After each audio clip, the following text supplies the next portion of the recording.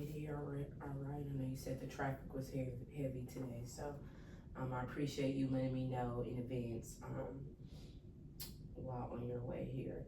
But so let's get started. So basically, last week was your first session, and basically, we just got a little bit background about your, information about you, regarding your background history of hobbies, your strengths, family history, friendships, what you came in here for, and the things that you want to work on. And of course, one of them is substance abuse, to stop drinking. And the other one you stated just working on controlling your emotions more in an appropriate way. And then also we went over goals, 3 goals that you want to be able to try to achieve and work on while being in the treatment program. But now we move into our second session. This will last about an hour, just like last time. So let's go ahead and dive in. So just tell me how your day went today and what it consists of. Well, I went to work today. Had to be up at 5 a.m. this morning. And half of the day it was pretty good, but towards the end of the day, I got into a little bender with the employee. And me, I'm gonna say it was on my mind. I don't think it was disrespectful at all, but I just had to get it off my chest, which I didn't do it in front of anybody. I just kind of pulled her to the side and asked her, because I'm used to her coming in, talking, giving me hugs, whatever. So it was kind of off, and then something was told to me in between that time. So that's one of the reasons why I pulled her to the side. What was said, I really don't care what nobody said about me, but for you to be a friend, if you have any type of problem, you should be able to come to me and we can talk about it. Instead of, going to the next person about what I got going on in my life. Exactly. Because at that point, I felt like I could trust you. Like we would have deep conversations, like you'll come over to my house and we'll talk. Like she know all about what's going on. So she was one of your friends that you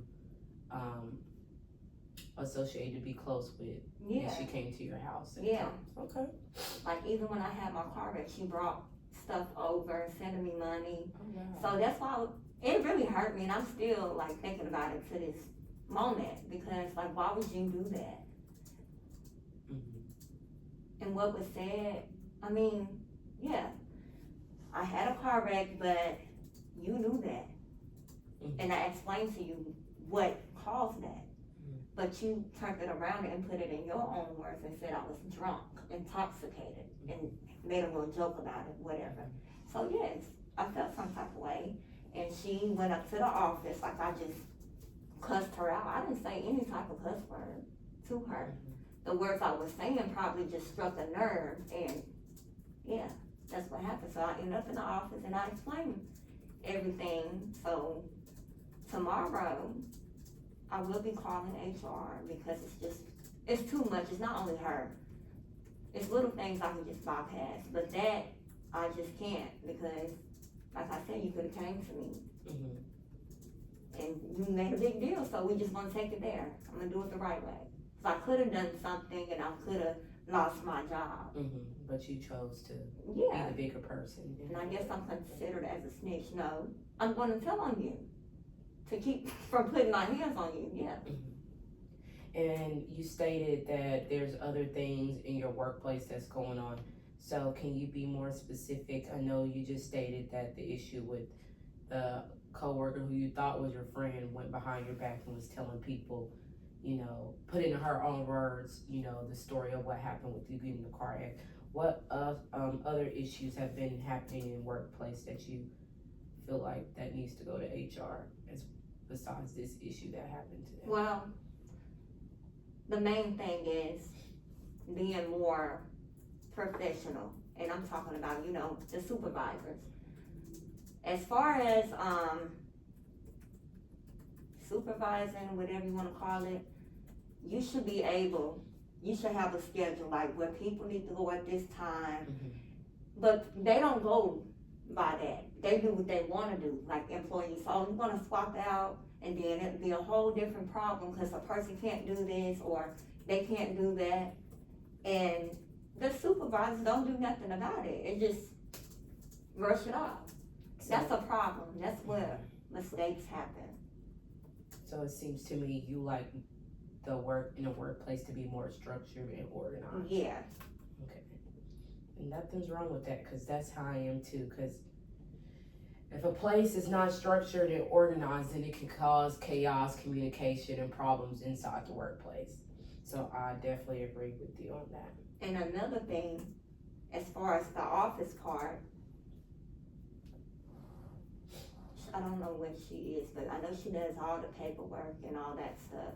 And there do be people going there, you know, to vent to her about situations. But when you do vent to her, it be other people in the background. So you never know who's listening. It's not confidential. It's not. So, and I didn't call her several times just by my mom talking to her about, you know, her health issues. Why is it out in the plant going around to different people? And it gets back to her. So that makes my mom upset. And when she approached the situation, like, why do you have to feel uncomfortable coming into a workplace? You shouldn't have to feel like that.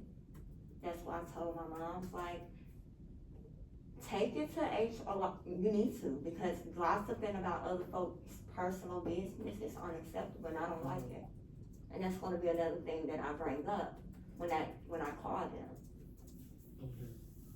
I definitely agree. I feel like you're doing the right thing, taking it to higher up to somebody to have them step over and take care of the problem. So I definitely applaud you on that, and being a bigger person and thinking about, you know, the consequences behind, you know, if I do it the right way, then this will happen. But if I spaz out and cuss my employee out, then I can end up losing my job. So I applaud you for, you know, holding it together.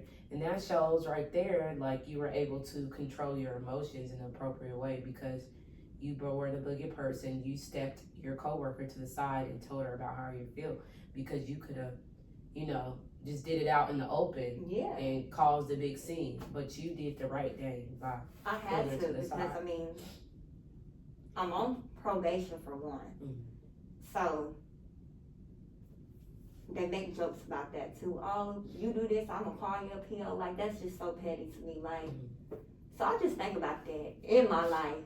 Like, I'm not gonna risk my life over y'all. If it's another way I can handle the situation, that's what I'm gonna do to protect myself. And if you don't like it, then you gotta take it up with that person. Like, I agree. Well, I would definitely like to hear the outcome on that whenever we meet again, to see how that goes. And I hope, you know, with you taking it to HR tomorrow, they listen to you and understand where you come from, and, you know, take into action the problems that's going on. Because who wants to go inside a workplace and feel uncomfortable and feel like at least they don't have nobody there to at least support them, or they can lean on when there is an issue going on in the workplace, or, you know. So, but with your friend, with you stepping aside, I do want to go back. You saying you had pulled your coworker aside when you found out she was going around telling, you know, what happened to you. What was her response, and how did you feel when? basically, it was just a simple, I don't know what you're talking about. Okay. And how did that? How you don't know what I'm talking about? And I don't even talk to the person that came to me. That told you. Yeah. So how? And then she tried to flip the script. Oh, I don't know. We was just talking because she asked First of all, why would she ask anything about me? That's one lie right there. And she don't talk, we don't even know each other. So, that's where I caught you at. So what did you really say? So it was just bits and pieces. Oh, we was just, she asked me, so I just let her talk. Like, she asked me about your car wreck, so I just told her, and this and that. I said, well, that's not what was said, but I really don't care what was said. I know what happened, and I know what I told you.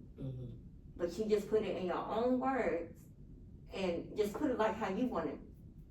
So yes, I'm going to go to HR, whether you like it or not. Simple as that.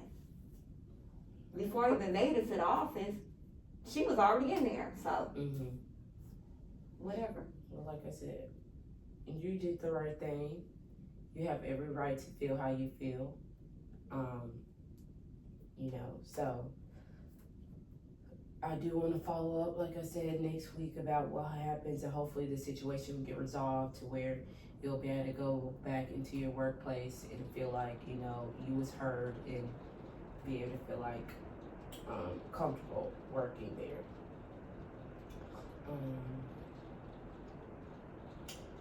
So moving forward, can you tell me how, that's probably the air. Oh, that's rain. Oh my God. Yes.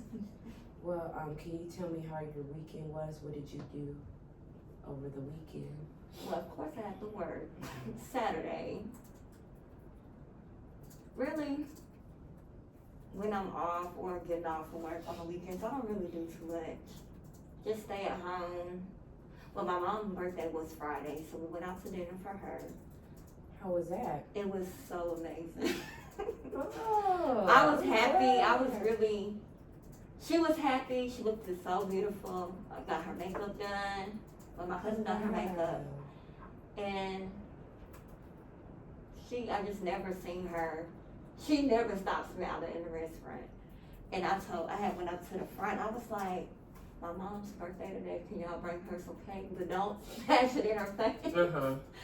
So they came over, wished her happy birthday. She got a whole lot of gifts. We took pictures. Then we went to this little thing. I had set up this little, it's a place on Stringfield. Me and my cousin had decorated, had balloons or whatever. Got her a cake. So y'all rented out a place? Yeah. Oh, Lord, I'm broken down. But yeah, it was just something simple. So, all her friends that couldn't make it to the dinner, they was able to make it there. But it turned out really good. And how did you feel after doing all that? I cried a little bit, and she did too, because like I said, I'm happy that I was able, to do that. Because I never done nothing like that for her before. So yeah, that was very tashy and but it got done. Well, I'm glad it was a great turnout, and she was satisfied and enjoyed her birthday. I'm glad you enjoyed it with her. And you had some help from your cousin who came and helped decorate it. So I am happy that was a good turnout. Did any of your other family members attend? I know last week we talked about, you kind of distanced yourself away from your family members because they show favoritism towards others. So did any of y'all other family members attend? From her side, yeah. And it was her cousin. I ain't seen her in years, and I was surprised she even showed up. And that really made her happy.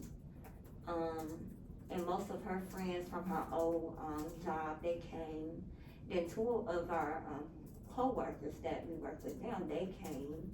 Okay. It's about over 40-something people. Okay, so y'all had a good turnout. Yeah, we had to get another room on the other side of the restaurant. Oh, wow. So y'all have, okay. Yeah. Great. I'm glad to hear that you had a good time.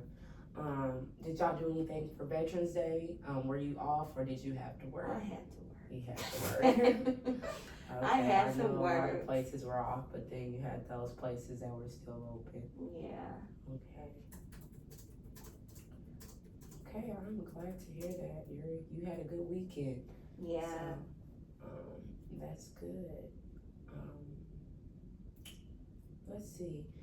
So now we can move on to let's just briefly go back over your goals again. I know last week we went over your goals of what you wanted to work on while being in the treatment program and doing, you know, individual therapy on the side.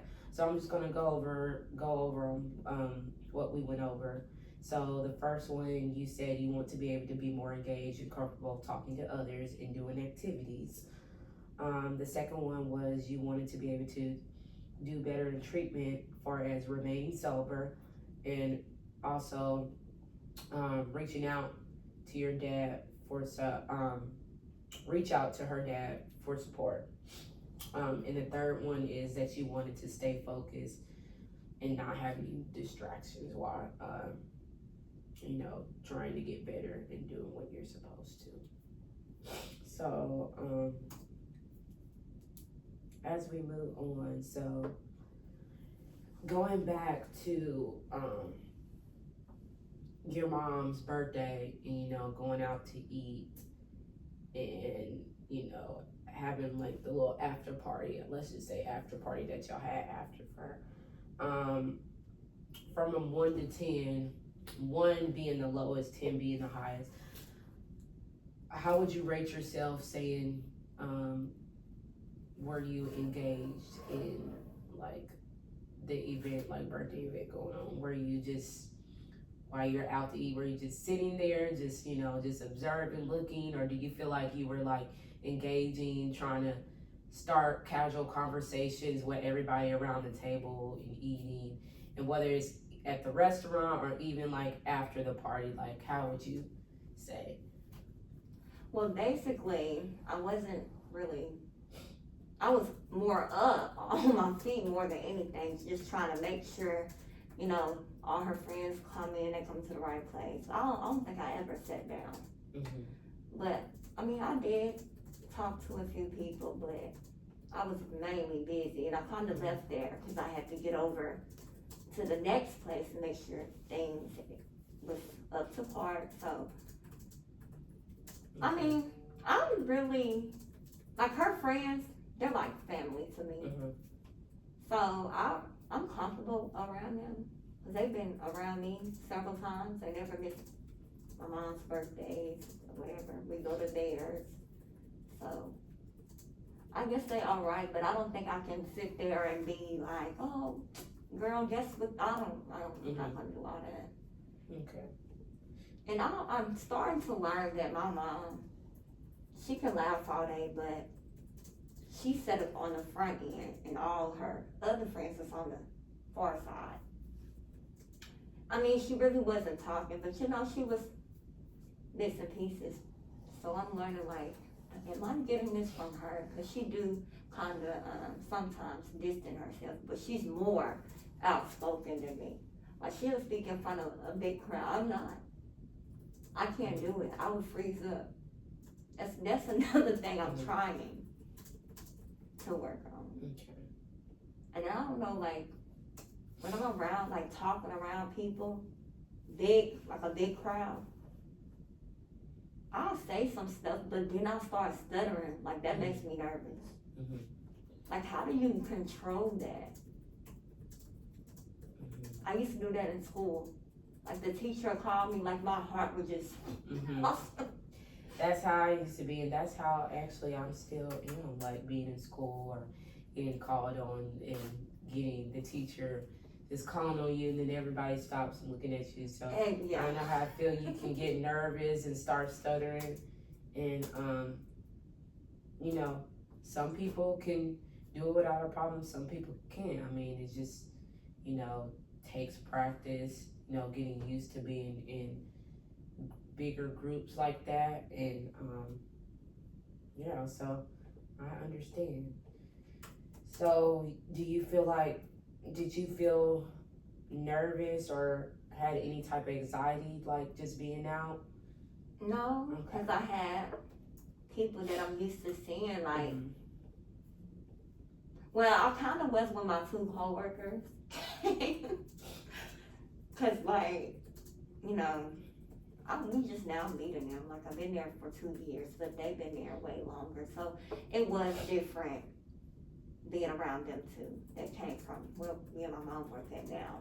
But that was pretty cool. They went around the table, you know, introducing themselves or whatever. And I did say these are my co-workers, whatever. So why were you nervous with them coming around? Because I'm not, they're Marshallese, like they from the islands. And, you know, so it's way different how they act and we act. So, and I didn't want nobody, you know, to be acting. So 2 different cultures, knowing that they're coming from a different, outside the state, their culture and how they may speak or think or react to certain things. So you were nervous about how that was going to go versus not you know, us as American. So you were afraid what the others may think. Yeah, like don't say nothing out the way because you know it might make them feel like, what does that mean? Why would they say that? But it was good. So we didn't have any problems. Everybody enjoyed themselves, and they're still talking about it at work to this day. Good. So they enjoyed themselves. Yeah. So 10 out of 10. Well, that's good. So, you know, with that being said, you know, with that event happening with your mom's birthday and it being like, you know, a lot of people there, it's good to hear you weren't like nervous, you know, or didn't have like any anxiety of being around, you know, them, your mom and her friends and coworkers, and hearing that you were comfortable around them, that makes it even more better. So I do applaud you on that. And you know, like I said, you stated that, you know, you were talking here and there, but of course you know, you wanted to make, you said you were busy, so I understand you wanted to make sure everything was going well and you could get to the next place and make sure everything was set up. So that's good. I do applaud you on that. Let's see. So I see that you, go ahead. No, go ahead. Wednesday when I left here, I went to church. Oh yes. And I got there, my mom was there, but it was so, it was so many people there that I never expected to be there. So when you walked in, what emotions were? All I was thinking, like, I hope, because we had just talked about a couple things, and I don't want him to call me out. And that's exactly what he did. But I didn't say anything. He just really called me up in front of the church and prayed over me. And I was scared to do that. Because I was just looking down the whole time and everybody staring at me. And how did that? And I was shaking because I can't do it. I didn't tell him, don't call me out. I didn't say that because I knew he was like, yeah, like shaking whole me and saying, he said it's okay. That's what he kept saying. I'm like, okay. But he did preach about forgiveness. And that's a big word. That is a really big word. And when he preached about forgiveness, what was going on? What were you thinking, or what was going on through your head? What stood out to you? Just like I'd have been through a lot in life, and with people, family, friends, and some of the stuff, you know, I could have forgave him for, but I never did. Because when something hurts me, I don't know how to, you know, like just for my, being with my ex, I tried to forgive him, but it's just not work, it would never work. Like some family members, you could have said this to me and it made me feel some type of way. I don't know how to forgive you. I don't. Because it hurted me to the point, like, I don't even know who you is anymore. Like, and I want to forgive that person or whoever, but I just don't know how. I mean, he explained how, but his explaining and mine, I mean, I just can't relate to it at that moment. And what was his explanation of how to forgive them? Do Like, you remember? gotta basically give it to God. Honestly, you have to. You gotta learn how to accept certain things for what they is. And just like for a person, if y'all fall out, just forgive that person. I'm like, no, that's not always the answer.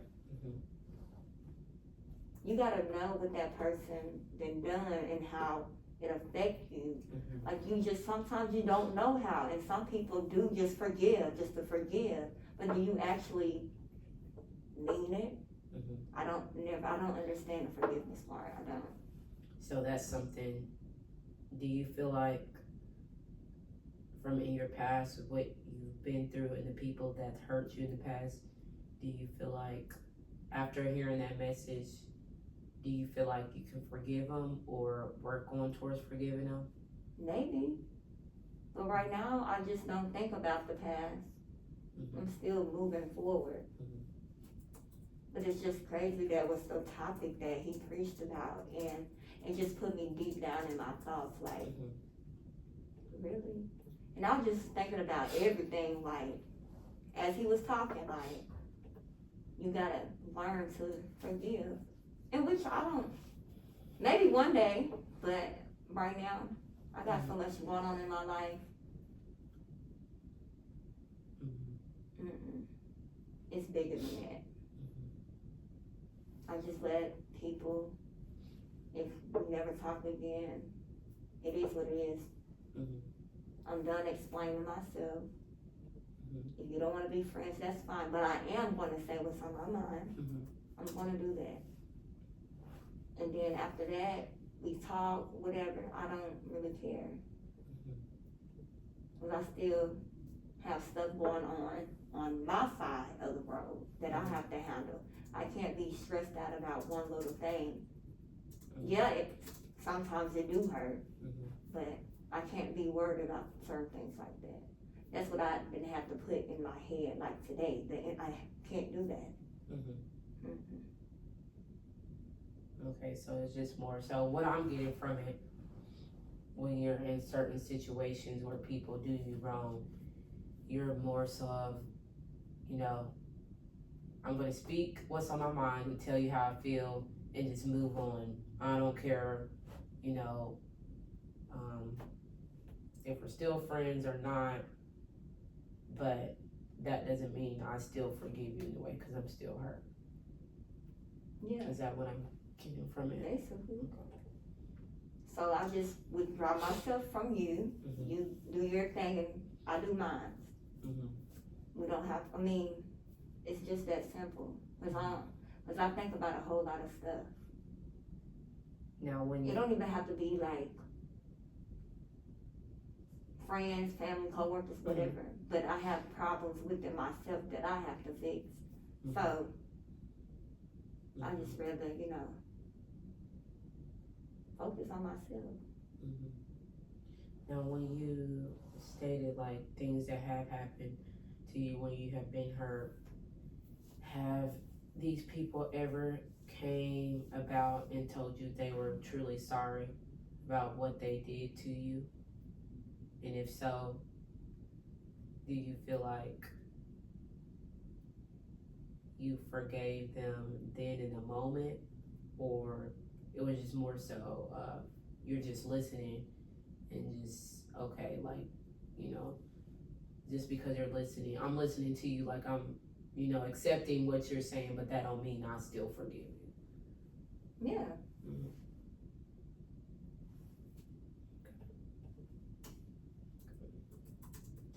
And But, go ahead, no, go.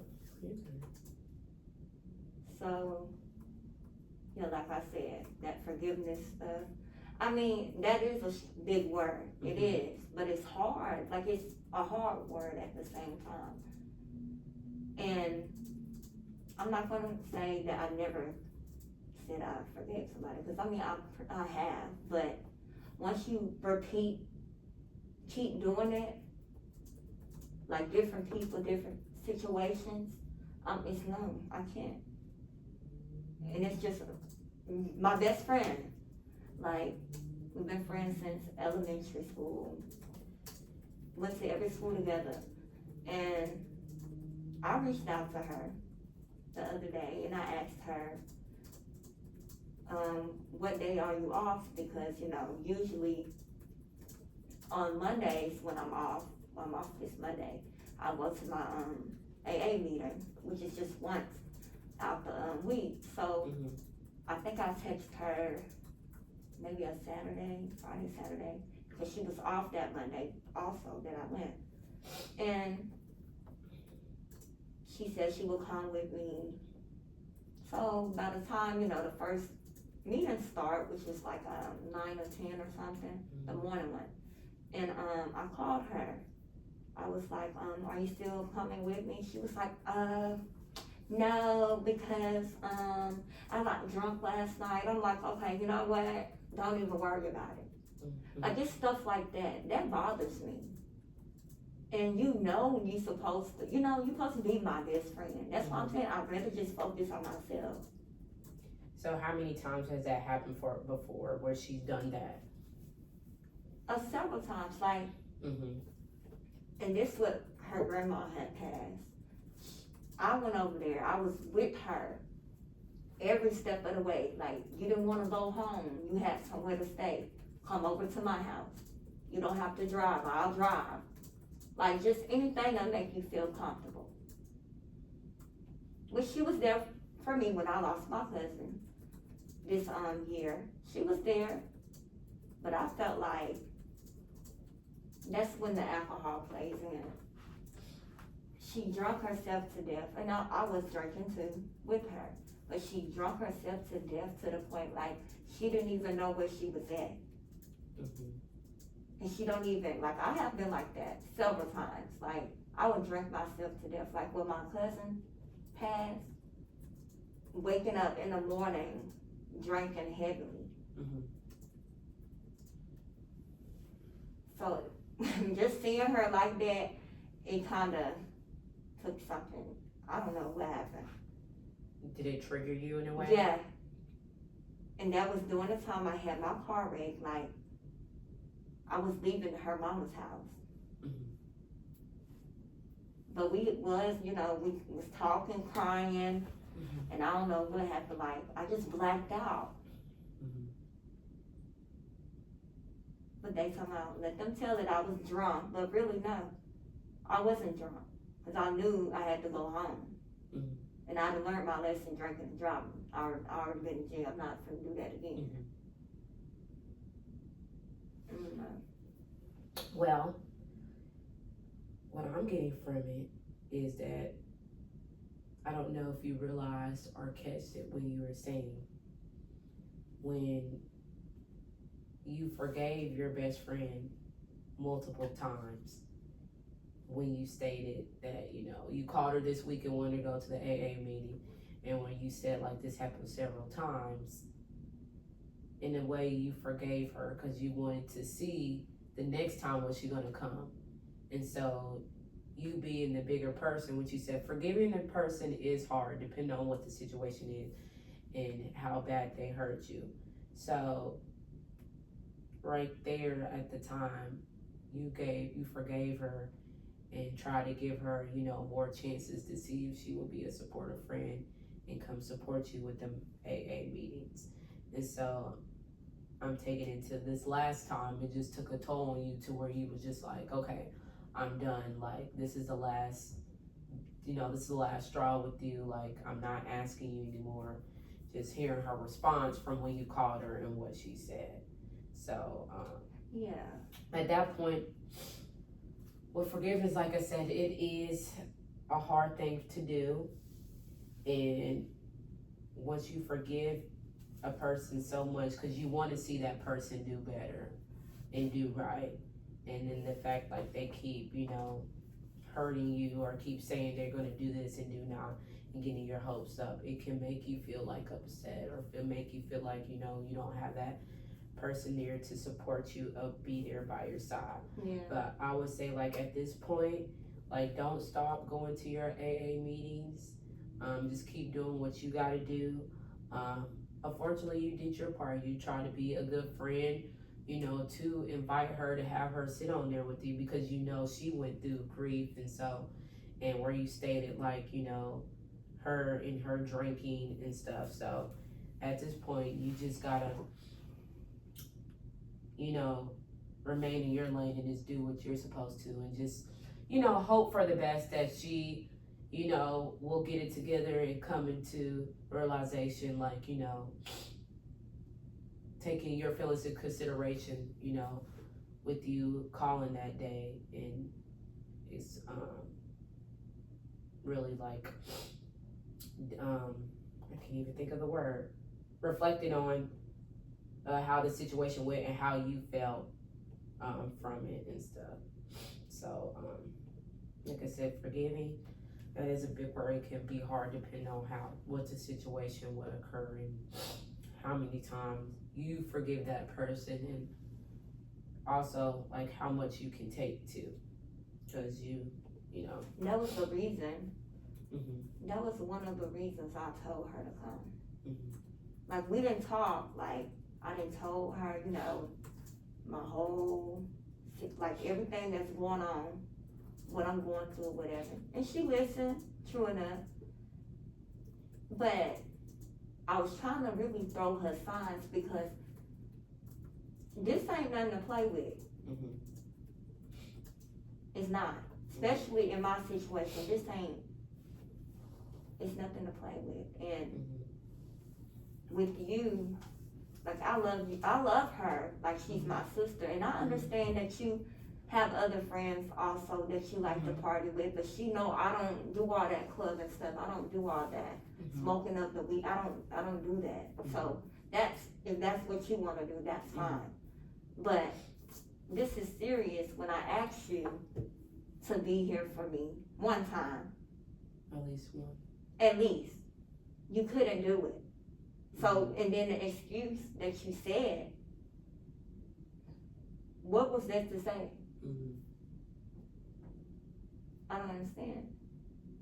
Like, I done been in several situations on her behalf, risking my life, coming for your rescue. What do I get? And then I wouldn't even put her in, like, me and my ex, we was horrible together. We was.